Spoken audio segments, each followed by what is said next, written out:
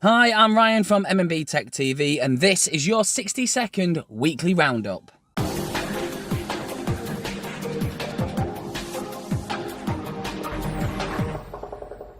Hi, I'm Ryan from MMBTechTv, and this is a brand new feature where once a week we'll be giving you 60 seconds worth of the news of tech for the week. So let's get started off. This is your 60-second roundup.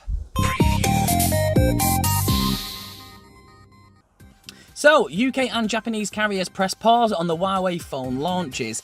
UK mobile carriers EE and Vodafone have dropped Huawei devices from the launch of their respective 5G networks. It's the latest example of carriers distancing themselves from the Chinese tech giant after Google pulled the company's Android license in response to the US government ban.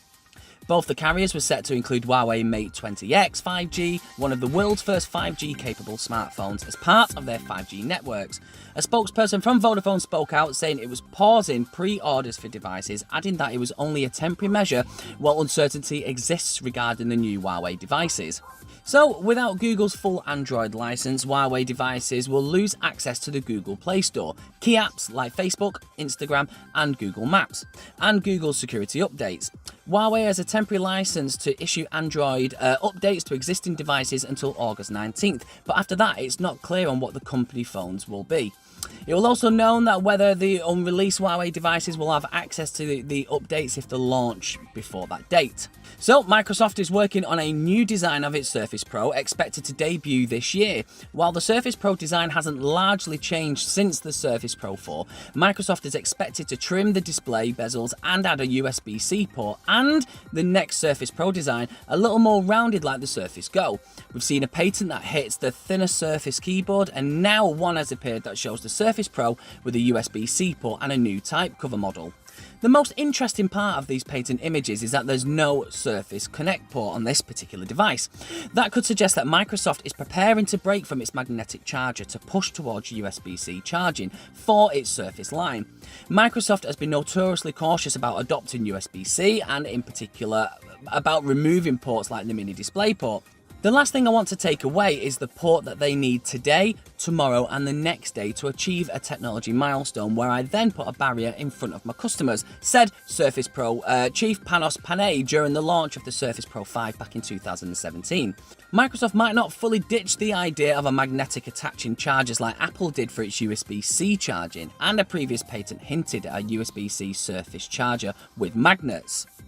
So, Instagram is no longer a all-in-on vertical video. The company announced today that its long-form video offshoot IGTV will now support landscape video.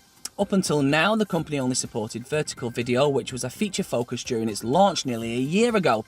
Instagram says the change comes because of creator feedback, and because some viewers are finding landscape videos on IGTV already, but haven't been able to turn their phones to watch them full screen. Part of the struggle to publish on IGTV was the vertical video optimization. For creators who publish primarily on YouTube, moving to IGTV means creating a separate cut of their content or filming it in a different way to make the video display properly. That's extra work for a little return. Now, view counts were fewer than creators wanted to see, but they told and spoke out that when Instagram allowed them to start sharing their IGTV videos to their feed earlier this year, their viewership numbers increased.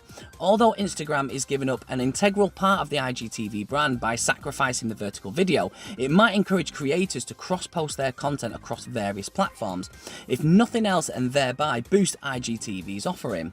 So, that was your weekly roundup of tech news. What is your top tech tip of the week? Let us know by getting your comments in the box below, and of course, don't forget to give it a like and subscribe as well. I've been Ryan, this has been your 60-second roundup, and we'll see you next week. Bye-bye for now.